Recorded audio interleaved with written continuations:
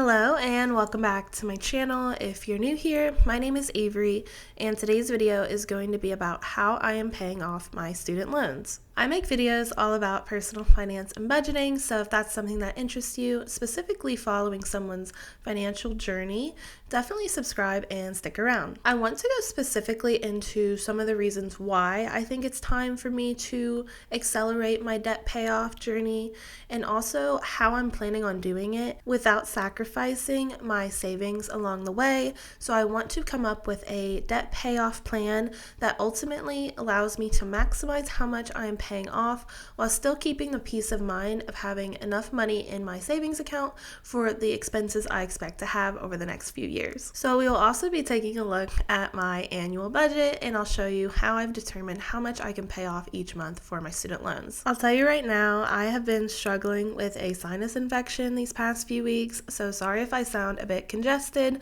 but let's go ahead and get into the video. So my original student loan balance was $22,074.68. And by original balance, I mean this is what the balance was when I graduated in May of 2020 and the interest capitalized on the loan.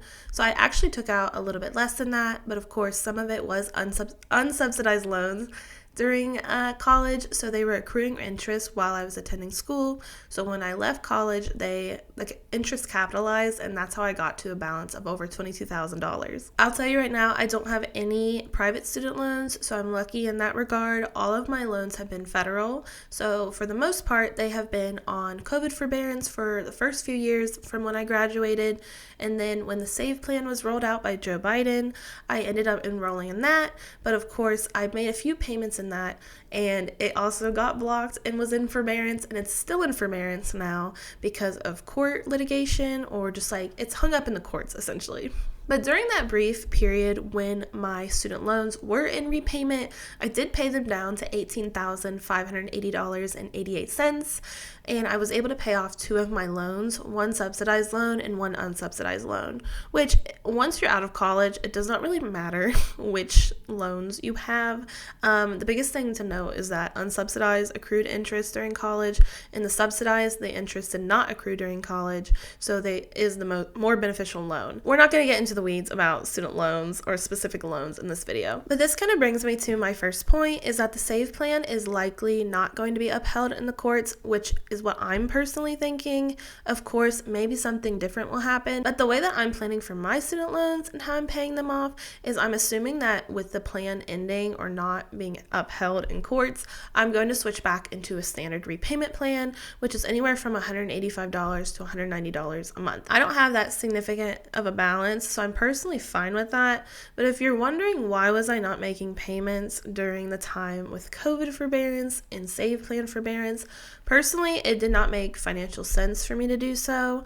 The interest that I was getting and the amount I was investing into my Roth IRA and the interest that I was getting in my high yield savings account was still a better deal than paying down my student loans because of how much I owed. I did not owe a whole lot on my student loans. I still don't. And because the interest rate is not particularly high, my current combined interest rate is about 4.5%.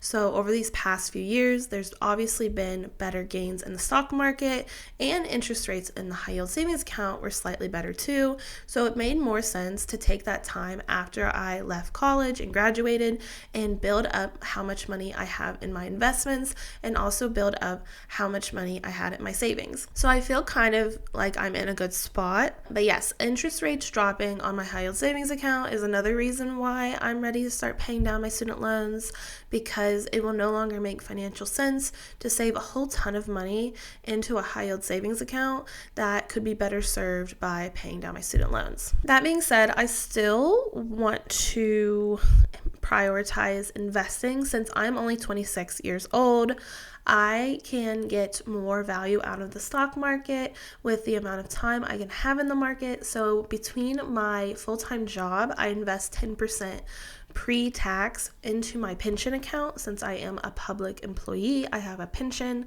but I also am planning on maxing out my Roth IRA this year. So when I show you my annual budget, it's also taking into account that I want to still prioritize and value investing during this time, in addition to paying down my loans at a quicker rate. So I know I said I'm only 26, but in my head, I'm almost 30. And when I think about when I graduated college, I was only 21, about to turn 22. And it's been almost 5 years removed since I was in college. So when you think about the standard federal repayment plan, it's typically a 10-year repayment plan. And when you think about if I had been paying them on a standard repayment plan, I would already be about halfway through paying off the loan.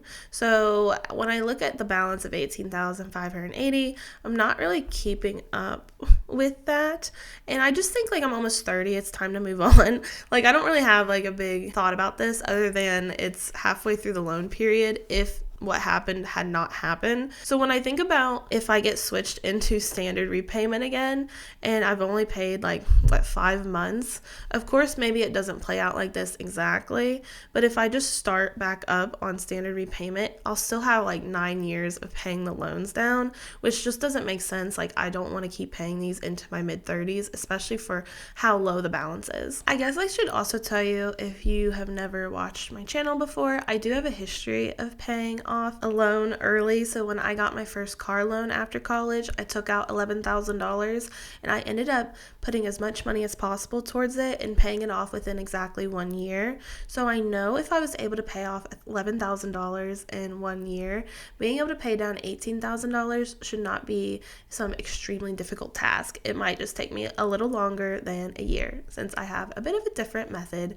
this time around. But my final reason for wanting to pay off my loans is I kind of just want to limit how much money it takes to live my life. And an easy way to do that is to pay off any outstanding debt you have. So if you have less obligations that you have to pay, it makes having more options and cash flow a bit easier, in my opinion. So as you can see here, my highest balance is this loan for $4,972.65. This is probably going to be the loan that I want to target first, because not only is it my highest balance, it's also my highest interest rate when interest starts accruing. I should also mention that is I don't know exactly when the save plan interest forbearance is going to be no longer. So while my loans are still not gaining any interest whatsoever, I think it makes perfect sense to start throwing money at them. That way, when they do go back into official repayment, I can have less interest accruing on it. So it's just helping me in the long run. But otherwise, the rest of the loans are just $3,600, $3,400, about $2,500, about $2,400, and about $1,600. So I personally don't want my loans consolidated. It might make sense for certain people and depending on what kind of loans they have. But for me, I really like having the loans separated out. That way, when I pay off each one, it feels like I am making actual progress. Now I want to show you my annual budget and how much I think I'll be able to put towards my loans each month this year. Okay, so now I'm on my 2025 projected annual net budget. So I'm just accounting for what money is actually hitting my bank account and how much I anticipate. I'm not looking at my gross income. And I want to talk through a little bit on how I came up with this and how much money I think I will be able to send towards my student loans each month. So if you're trying to figure out how much money you think you have to put towards a specific debt, I highly recommend making an annual budget, because not only does it let you look at the month to month, but you can also plan out any anticipated higher spend months. That way, when you get to that point, you don't feel as necessarily stressed out or like you're not making progress, because you know in other months that you will have extra income or you'll have less expenses, which allows you to make bigger payments. I'm using the annual budget tracker that Lauren Miller here on YouTube made, so I'll leave a link down below to the Etsy link or Etsy page that she has if you want to purchase it. I've been using it for the past few years and I really like it, but it's just a spreadsheet on Google Sheets. So if you have any sort of spreadsheet skills, I don't, you could probably make this yourself. So taking a look here, I'm going to tell you right now that I actually hid January in this, because when I was trying to come up with this video and how much money I thought I would have, we had already been through most of the month of January, and obviously when you see this, it's almost the end of January anyways. So my income from January has kind of more or less already been allocated. So for me, I'm just looking at the rest of the year, which is fine. If you just want to start projecting out the rest of your year budget, I think that's perfectly fine in my opinion. So taking a look at my income here, most of my money comes from my full-time job. So I work full-time in the public sector and I bring home usually $3,372 each month.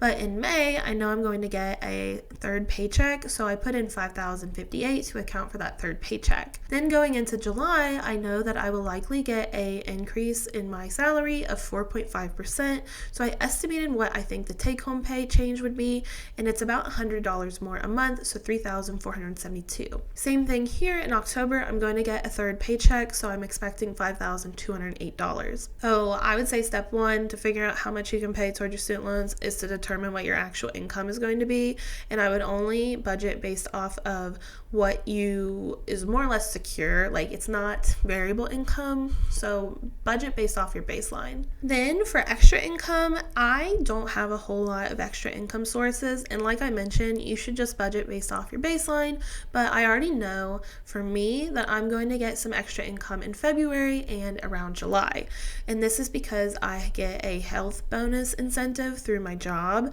and you get $1,000 of it in February and another $500 in July if you meet the requirements. So accounting for taxes, I'm expecting about $700 in February and $300 in July. And then like I mentioned, I still want to make sure when I create this budget that I'm being realistic. So if you're trying to figure out how much you can put towards a debt or your student loans, I personally recommend that you make a realistic budget, especially if you have a lot of people relying on you or responsibilities. You do not want to go through and come up with something or a budget that you can't stick to, because if you do that, you're going to feel very stressed out if any sort of unexpected expenses come up. You may also feel stressed out if you're not accounting for your future or long-term goals.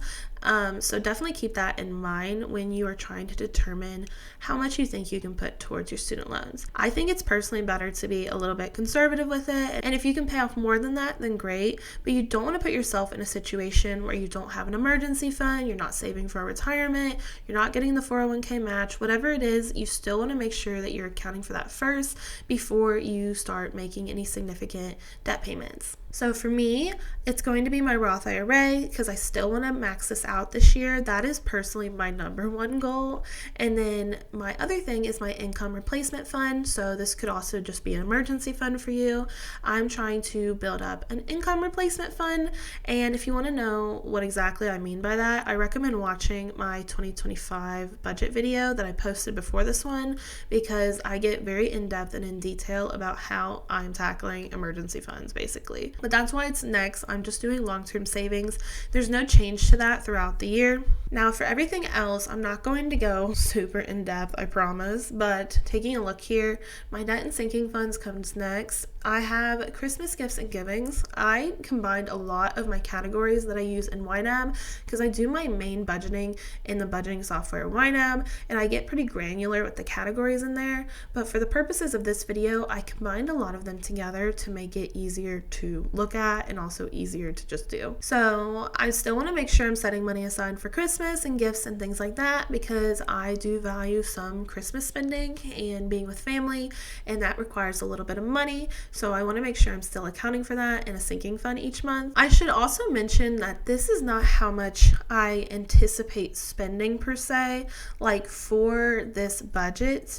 This is more so an budget allocation plan or a money allocation plan, because again, I use YNAB and you give every dollar a job in YNAB. So this is essentially how I'm expecting to budget out my income or allocate my income for the month. Now, I might have other planned expenses, but hopefully that makes sense to you. This isn't necessarily directly correlating to my spending each month, and I don't expect that to, because I already have sinking funds for certain things. As you can notice, another thing I like about my annual budget is that I'm already a bit ahead on rent, so I already know for February, March, April, and the first paycheck of May, I need to keep setting aside money for my current lease. But when the second and third paycheck of May, I won't need to set money aside for this current lease's rent because I have already set everything aside for the whole lease. Again, watch my other YouTube video where I talk about it. But that means I'll end up having more money in the months of June and July to put towards my student loans, and then August onwards I might actually have less money to put towards my student loans because I'm anticipating a pretty significant increase in my monthly rent and utilities each month, and I'm expecting about $1,000 each month. So that's another reason why I like the annual budget. It lets me see how the expenses change over time, and then if I need to make adjustments, I can do so before I get to that point. Since I am getting my bonus, let's just call it a bonus. I'm getting a bonus in February. I'm expecting to put most of it towards my moving costs. For household, this is a sinking fund, so $30 a month in there. My phone. This kind of brings me to my next point, and another reason why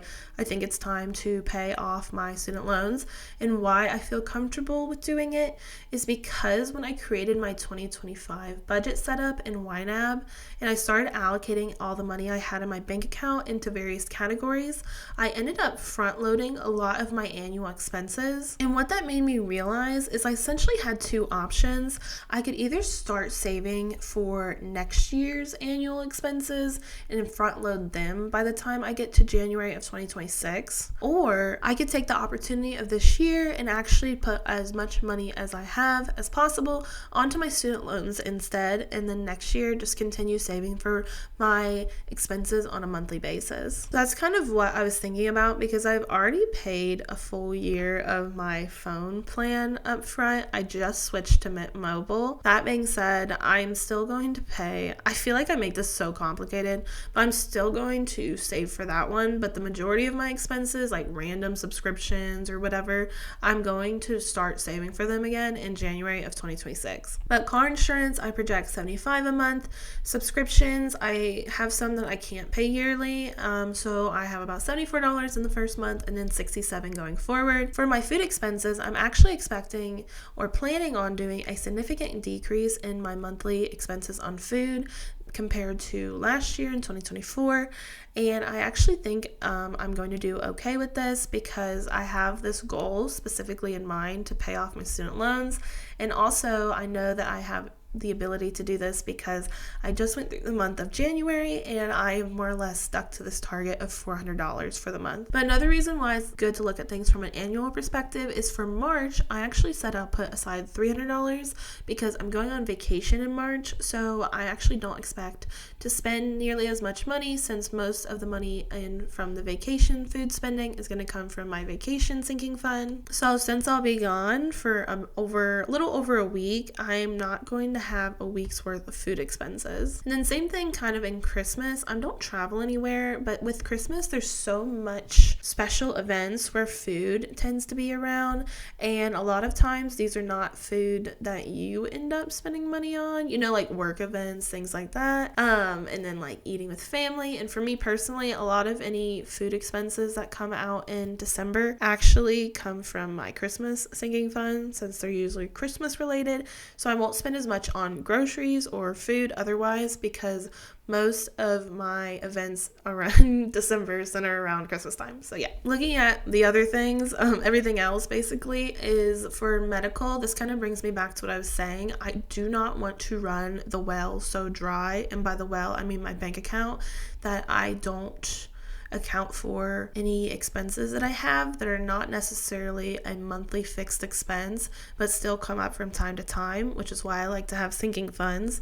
So for medical, I'm still going to account for that, and it's the same throughout the year. For Spin and Fitness, I actually plan on canceling this subscription to my spin studio in June or July.